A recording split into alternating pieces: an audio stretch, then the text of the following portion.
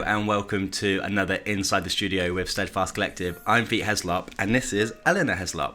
So Eleanor is our 3-month-old little baby. She's our first and she is often here at the office checking everything's doing what they should be doing. And we asked out on Twitter kind of for questions of what you wanted us to cover in Inside the Studio. And Martin got back to us and said, what are one of the challenges you face while running Steadfast as a leader? So I thought I would do is kind of preface this with a story. So like I said, Eleanor is 3 months old, and 2 weeks into after her birth, she was admitted to A&E at Southampton General with suspected reflux.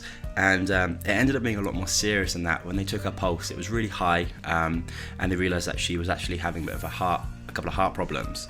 So we got rushed around to resus. It was kind of middle of the night. I think it was like 3 a.m. And they managed to get it under control. There was a team of 10, 15 doctors kind of all round her, and they managed to get it under control. And in the early hours of the morning, we were admitted to intensive care with Eleanor. That morning was obviously terrifying and really hard to deal with. It was also a really busy day at work. We had a whole week planned out. We had a new employee starting. We had a new project starting, and it was all a bit chaotic. And that's kind of my first challenge of being a leader and running Steadfast is you're always responsible. End of the day, whatever you're doing, I'm the person who is ultimately responsible for the business. So we're going to chat on that a little bit more. But first of all, I think we should let Eleanor have a bit of a nap. So we're going to pass her off. So as I was saying, the morning Eleanor was admitted to intensive care was a really busy morning for us at Steadfast. We had one of our biggest projects of recently kind of kicking off. We had the client coming down, they were travelling down. We had a new employee starting. And I remember sitting in the waiting room while they were pitting Eleanor into anaesthetic, and I called Dan and I said, look, there's a lot going on, I'll explain later, but can you please deal with, and I gave him a list of things. And I remember thinking it was really hard for me to switch off and focus on the most important thing at that point, which was my family and my little girl. And that is the challenge of running a business or being a leader of any type. You are the person who is ultimately responsible. I managed to take some time off to spend with Eleanor. She was in intensive care a few days. The team were amazing. I don't think it matters how good or how competent or how much you trust your team. It comes down to the fact that ultimately I'm the person who is the responsible one. It's hard to switch off when you know you're responsible for two things. It's almost like having two families. You are very much responsible for both those things. And it's one of those things, like you can really trust your team in that.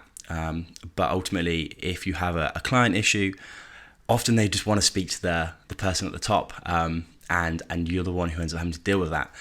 So that would be my first challenge of being a leader, is kind of managing that responsibility that comes with it, and kind of the pressure from that. Number 2 would be that I learned this early on. So I've been running agencies now for kind of 7 years. I learned this early on, that your words and your actions set the tone. So as the leader, you are the person who can create the most chaos quickly. So if I was to walk into the studio in a bad mood, cause a bunch of chaos, disturb a bunch of people, because you're the person leading the business or the organization, your words often carry the most weight, and you can create the most mess in the shortest period of time. And I learned quickly that my job was to calm and to set the tone depending on the thing. So if we were going on to a sales meeting or we're building up to a sprint, then the tone might be different to if we are kind of working through a long period of work. But it's your job as the leader to set that tone. People look to you for that. My third and final point is that the future is completely unknown. We are planning all the time. We're setting goals, we're setting targets, we are planning. But the thing is it's guessing, isn't it? Like we're always guessing. but it's better to guess than do nothing.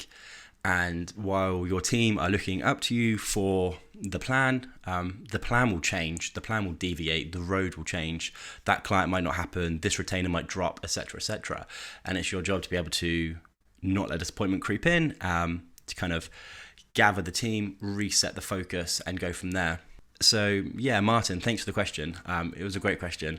So my 3 points, just to kind of wrap it up, were ultimately one of the three biggest challenges are that you're responsible ultimately for nearly everything.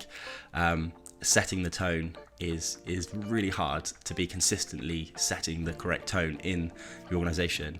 And thirdly, that planning is just guessing, but you're better off planning something than you are nothing. So I hope you enjoyed this. I hope it shed a little bit of light into life here at Steadfast and what it's like to run a digital product studio.